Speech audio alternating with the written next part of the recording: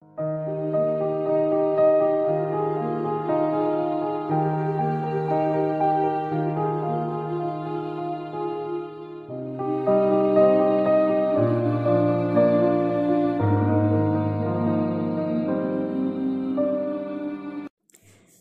dears, good morning.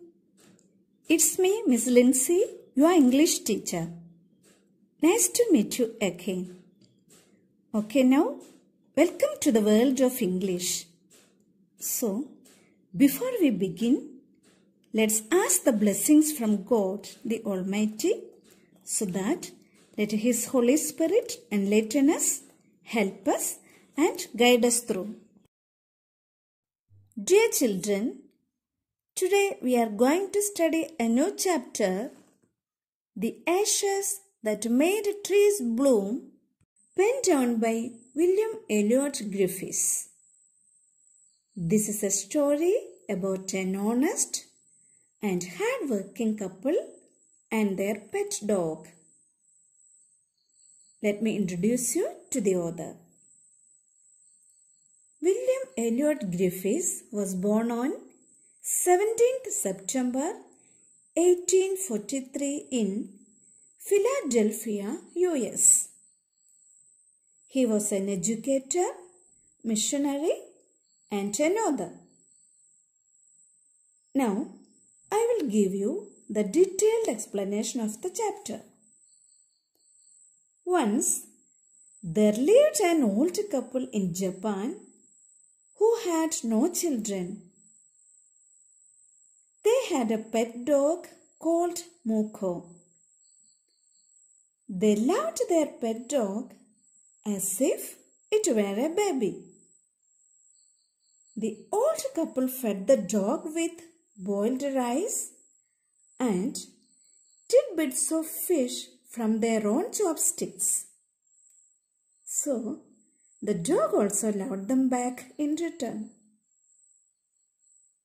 The old man was a farmer. So, every morning he went to his paddy with his spade and the dog followed him. A heron walked in the footsteps of the old man to pick up worms, and they never harmed the bird, as the old man was very kind and loving. So, he used to turn up sword to give food to the birds. One day, the dog put his paws against the old man's legs. He motioned with his head to some spot behind. To please his pet, the old man followed him. At a little distance from there, the dog stopped. It started scratching the ground.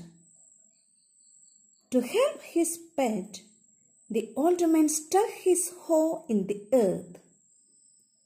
Now, there was a pile of gold before him. So, the old couple became rich. They gave a feast to their friends and helped their poor neighbors. In the same village, there lived a wicked old man and his wife. They brought the dog into their garden. They set before him good food. But the dog was afraid. He neither ate nor moved.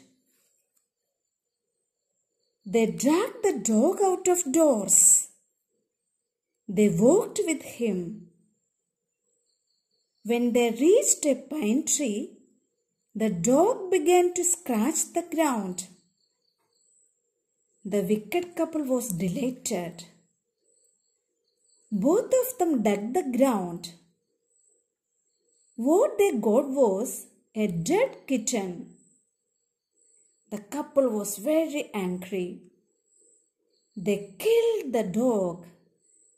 Then they flung him into the hole they had dug. They heaped the earth over his dead body. The incident of the dog's death reached the ears of its owner. He felt so sad, as if he had lost his own son. He went to the place where his pet had been buried. He cried and cried for a long time. He called him many dear names as if he were alive. That night, he saw his dog in his dreams. The dog asked him to cut the pine tree and make from it a mortar. He also asked him to make from that wood a mill. The old man did as he was told. With much labor, he made a small bowl of the wood. Then he made a long-handled hammer of wood. When the new year drew near, he decided to make some rice pastry. They put the boiled rice in the wooden mortar. The old man used the wooden hammer to pound the mass into dough. When the pastry was ready for baking, it turned into a mass of gold coins. The old woman took the hand mill and, filling it with the bean sauce, began to grind. The gold dropped like rain. At this moment, the envious neighbor looked into the window and he decided to borrow the mill. The old couple readily gave their mill to the neighbor. The man began to pound the rice and the woman began to grind. However, this time the pastry and sauce turned into worms. So the wicked couple became angry and they broke the mill into pieces to use it as firewood. Not long after that, the good old man had another dream. The spirit of their pet dog told him to take the ashes of the mill and spread it on the withered pine trees. He assured him that they would bloom again. So, he went to his wicked neighbor's house to collect some ashes. And the wicked neighbor scolded him as if he were a thief, but allowed him to fill his basket with the ashes. On coming back home, the old man took his wife into the garden and sprinkled a pinch of ashes on his cherry tree. To their surprise, the tree was covered with pink blooms. The news of this filled the village and everyone ran out to see the wonder. The wealthy landlord of the village was to pass by that road. According to the custom, all the people had to shut up their high windows. Nobody was allowed to look down on lordship. They also knelt upon their hands and knees until the procession passed by. A tall man marched ahead, asking the people to get down on their knees. But the good old man did not kneel down. Instead of it, he scattered a bit of ashes over the withered cherry tree. Suddenly, it burst into blossom. the landlord got to see the wonder. He thanked the man, offered him presents, and also invited him to the castle. When the greedy neighbor heard of it, he also took the magic ashes to the highway. He waited until the landlord's train came along, and instead of kneeling down like the crowd, he climbed a withered cherry tree. When the landlord reached the place, he sprinkled a handful of ashes over the withered cherry tree.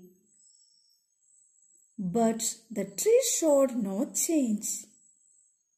The dust rather blew into the nose and eyes of his lordship. The man who was escorting the lord dragged the greedy man from the tree and threw him into the ditch. He also beat him soundly. The greedy man thus died in the mud. The kind owner of Muko and his wife lived happily to a green old age. Dear children, this story contains a powerful message to adopt virtues like honesty, compassion, and truth. It also tells that we should not be greedy. People are known by their deeds, just as a tree is known by its leaves and fruits. People and animals will also be kind to us if we are kind to them. But being wicked and cruel usually makes us less happy.